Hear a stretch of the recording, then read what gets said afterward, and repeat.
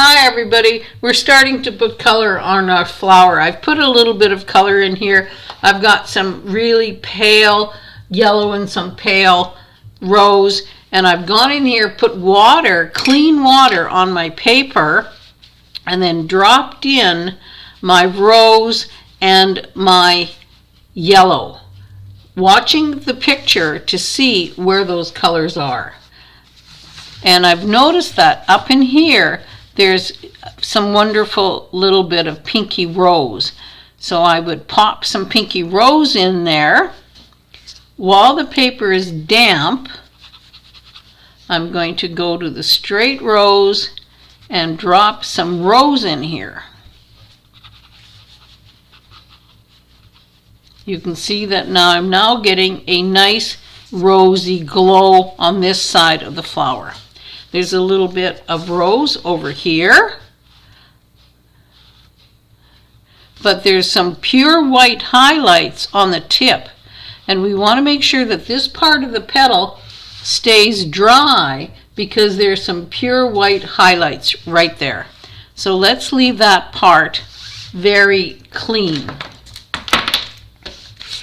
There's more white down in here, so we want to keep those clean. Down underneath here is quite yellow. Let's pop some yellow into this area. So I'm going to continue going through this, painting with my finger right on my reference so that I know exactly where I'm dealing with. Now this was the trouble area. This, you can see in the picture, is very bright yellow, but on my paper it's gray. That's the area that I had scrubbed out. And you can see that there's no way I'm going to get to pure yellow, but I do have some yellow on that paper right there. And this is a little bit more yellow is needed in here. So I'm going in and I'm putting color in here until I see that it looks very close to the reference. Do not worry about the blue shadows at this point. They're going to go on dry because they are all definitely hard, sharp edges. Now let's talk about this one. What have I done? I see that there's quite a bit of yellow in here. So I've put the yellow in there, very, very pale. A little bit of yellowy orange down in here. This little area could use a little extra orange. So I put a little orange in there, and then I take a damp brush and I smudge it. That's called paint and drag, smudging that color. And that color goes right down underneath here. But it doesn't go here. It is still pale there. So we have our color on our flower, our first layer of color. This is dry, it's slightly damp. So we want to make sure that we take our hair dryer and dry that. So excuse the noise for a minute. Let's put this on pause and I'll come back when it's dry. Let's talk about drying. When I dried this, I could feel that it was bulged, and that means that the back of the paper is wet. At this point you could take your tape off and dry the back. I've done that and taped it back down. So we're ready. The paper is flat.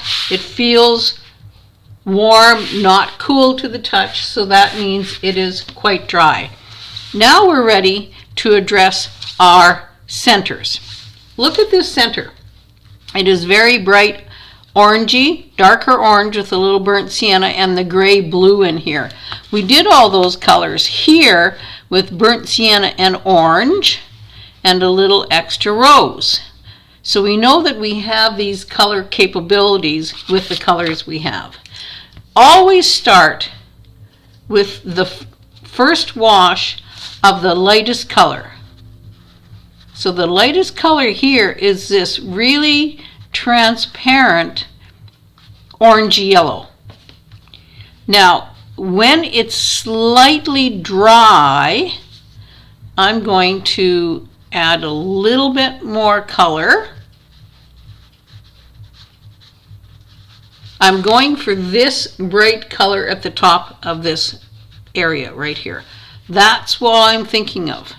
Now, down in here, it is oranger, and I have some of that orange mixed up from when I did the flowers. So I don't need to remix anything. It is in between these two petals and mingles into the yellow I just put down.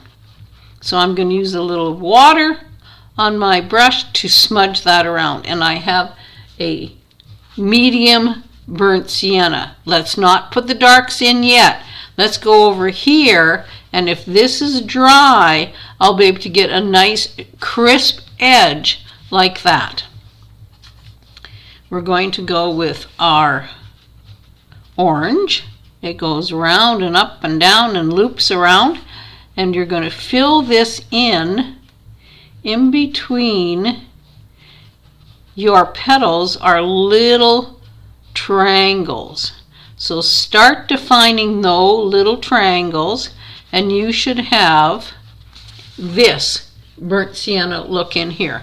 Now the only thing that's missing is our gray on top of the blue, and look at, we've got our nice bright highlight just like in the picture.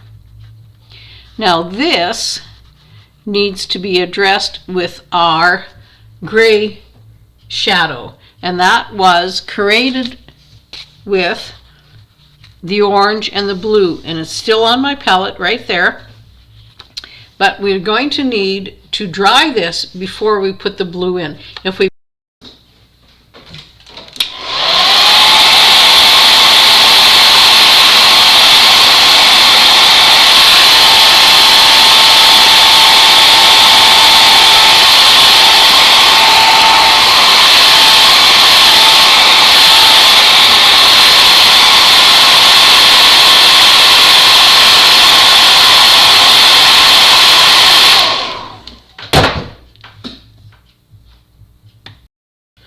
and we're ready to put in our blue. The paper is dry. We've got our blue shadow here, and we're just going to quickly go in through the picture, carve around our stamens just in the area where it's gray. Then we're going to take a little bit of clean water and smudge this around so we have total control of where it goes.